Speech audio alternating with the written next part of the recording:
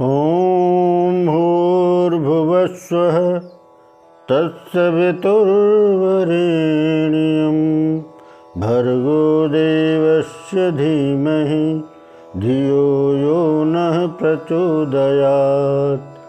ॐ भूर्भुवस्वः तत्सवितुर्वरेण्यं भर्गो देवस्य धीमहि धियो यो नः प्रचोदयात्।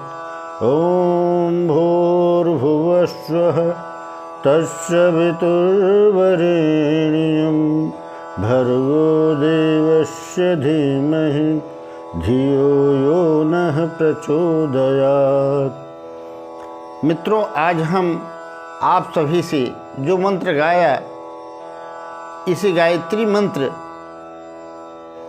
कहते हैं और यह अत्यंत प्राचीन मंत्र है और अत्यंत ब्रह्मांड में सबसे सर्वशक्तिशाली मंत्र है। इस मंत्र की रचना ब्रह्मा जी ने चारों वेदों के पूर्व की थी। पहले इस मंत्र की, जिसे गायत्री मंत्र कहते हैं, इसकी रचना के बाद ही चारों वेदों की रचना की। इसलिए इसे वेद माता भी कहा जाता है और इसकी महिमा जितनी कही जाए उतनी कम है। यूं कह लें कि इस मंत्र के पाठ ही सारे मंत्र हैं, सारे वेद उपनिषद हैं, तो अतिशयोक्ति नहीं होगा। यह मंत्र चारों वेदों में सर्वप्रथम वेद ऋग्वेद से लिया गया है और ऋग्वेद के तीसरे मंडल के 62वें सर्ग के 10वें श्लोक में यह मंत्र है।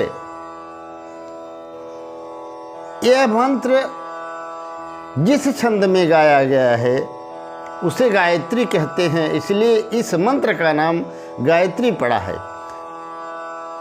भगवान श्री कृष्ण भी गीता में कहते हैं, गायत्री छंद सामहम, सारे छंदों में गायत्री छंद मैं हूं। इसलिए इस मंत्र की विशेषता अधिक बढ़ जाती है। अब आज के युग में, इस समय वर्तमान समय में उत्तराखंड के हरिद्वार में शांति कुंज में इस मंत्र पर बहुत बड़े शोध किए जा रहे हैं और अनेक साधक इस मंत्र का जाप करके लाभान्वित हो रहे हैं।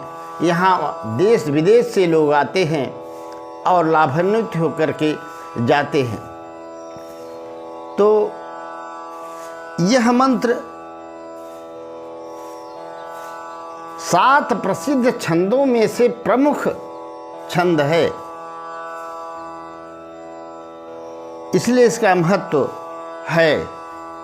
और इसमें 24 मात्राओं में 8-8-8 के योग से 24 अक्षरों का मंत्र बनाया गया है, जो कि 24 देवताओं और सिद्धियों का प्रतिनिधित्व करता है। इस मंत्र के जाप से मनुष्य ईश्वर की इस वरदान की शक्ति भी प्राप्त कर सकता है और ईश्वर की प्राप्ति भी कर सकता है। इस मंत्र के बारे में हम समझें, ओम का मतलब क्या है। जैसे ओम भूर्भुवः स्वः तत्सवितुर्वरेण्यं भर्गो देवस्य धीमहि धियो यो नः प्रचोदयात्। आइए एक एक अक्षर जो प्रयोग किए गए हैं उसका क्या अर्थ है उसे हम समझें। ओम, ओम का अर्थात ईश्वर,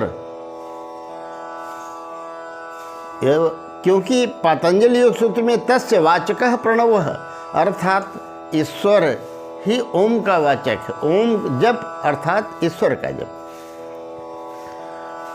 और इसका एक ही अर्थ ये भी है कि वह ईश्वर जो सृष्टि का स्थित विनाश संहार सब कुछ करने में स्वयंभू है और समर्थ है। भू का अर्थ है वह सर्वशक्तिमान ईश्वर सर्वत्र है, सर्वत्र विराजमान है, कण कण में विराजमान है। भूआ का अर्थ इस धरती पर जितने भी प्राणी हैं, स्थावर जंगम पिंडज, उन सब पर नज़र ईश्वर की रहती है और सबके पालन पोषण स्थिति का वह सदैव ध्यान रखते हैं। स्व का अर्थ है वह ईश्वर सभी प्राणियों का जिम्मेदार है और सबके हृदय के अंतस्थल की हर जानकारी रखता है। सवितुर का अर्थ है पूरा ब्रह्मांड, तेजोमय ब्रह्मांड। वरेण्यम अर्थात लालसा, संसार में हम रह कर के किसी भी प्रकार की किसी वस्तु की ईश्वर से लालसा न करें, क्योंकि वह हमारे लिए जो कुछ उपयुक्त है वह स्वयं निगाह रखता है, दृष्टि रखता है और वह प्रदान करता है। भर्गो का अर्थ है ईश्वर की पवित्र बुद्धि, पवित्रतम कहें, यहाँ तक कि ईश्वर से पवित्रतम बुद्धि और किसी के पास नहीं है।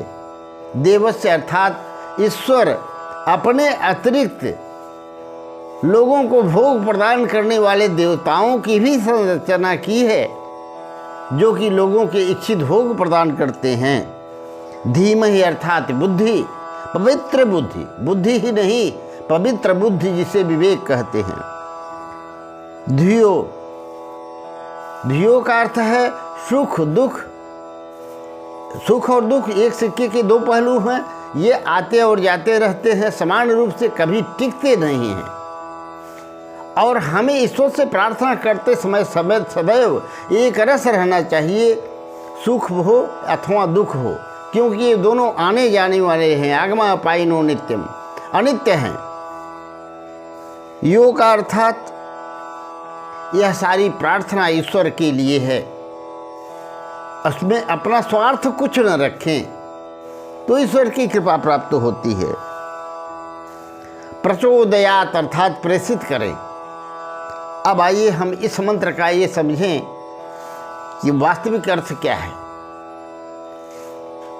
ओम भूर्भुवः स्वः तत्सवितुर्वरेण्यं भर्गो देवस्य धीमहि धियो यो न प्रचोदयात्। हम तीनों लोकों में व्याप्त उस परम सत्ता ईश्वर का पवित्र बुद्धि का तेज का ध्यान करते हैं, वह हमारी बुद्धि को सन्मार्ग में प्रेरित करे, ये भाव है। मित्रों, इस मंत्र की इतनी बड़ी महिमा है, इससे बड़े बड़े कार्य सिद्ध किए जा सकते हैं और भिन्न भिन्न प्रकार की कामनाएं सिद्ध की जा सकती हैं। जैसे धन प्राप्ति के लिए, धन प्राप्ति के लिए आपको क्या करना है? बेल की समिधा से, बेल की लकड़ियों से 200 आहुतियां 7 दिनों तक प्रतिदिन आप देते रहें। हर जगह से धन आगमन का मार्ग खुल जाएगा। माँ गायत्री कृपा करेंगी, लक्ष्मी का वास होगा, हर तरफ से आपका धन का आगमन जो रुका हुआ है वह खुल जाएगा और आपको धन की प्राप्ति होगी। दूसरा है, जैसे लोगों की अकाल मृत्यु हो जाती है, अपमृत्यु हो जाती है और सदैव भय बना रहता है, उसके लिए है कि समय की समिधा से 7 दिनों तक 100 आहुतियाँ गायत्री मंत्र से देसी घी का दें। आपकी मनोकामना पूर्ण होगी, घर में कभी अकाल मृत्यु नहीं होगी और भूत प्रेत पिशाच किसी प्रकार का भय आपको नहीं रहेगा। तीसरा है मृत्यु भय।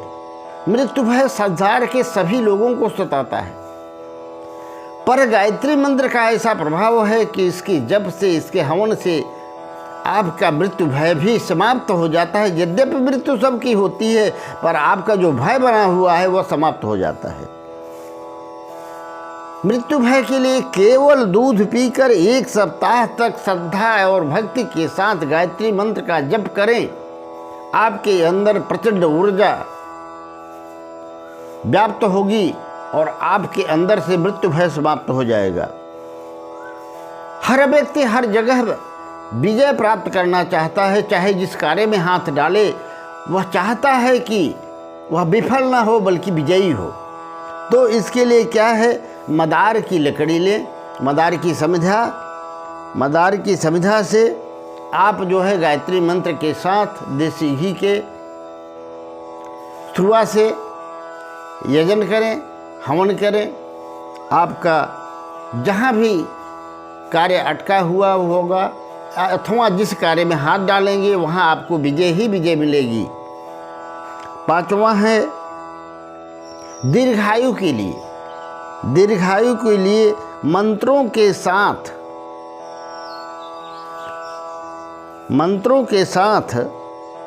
आपको जलाशय में खड़े होकर के गायत्री मंत्र का कम से कम 108 बार जप करना है।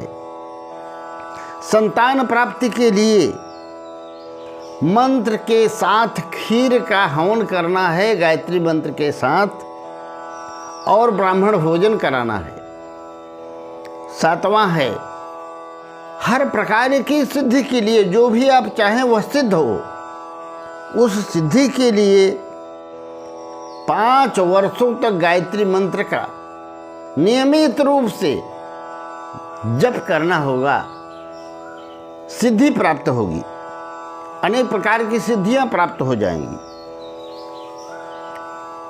और गो हत्या जैसा पाप जो कि महान जघन्य पाप है, जिसका कहीं प्रायश्चित नहीं है, उससे मुक्ति के लिए 12 दिन तक 3-3 हजार जाप आप करें गायत्री मंत्र का।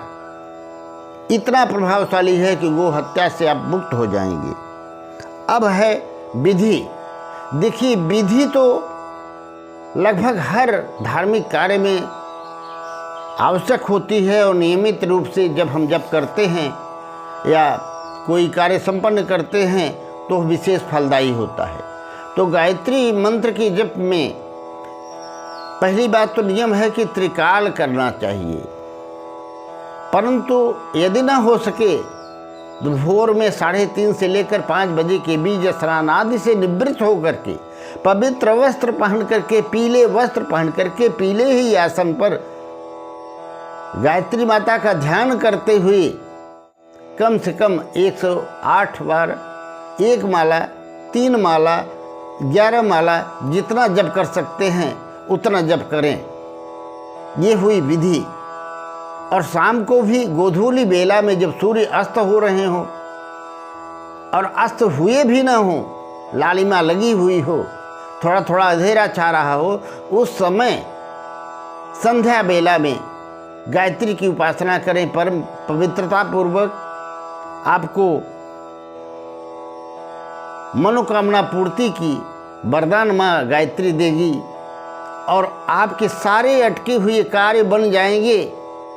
ये मंत्रों का राजा ही नहीं, महामंत्र है।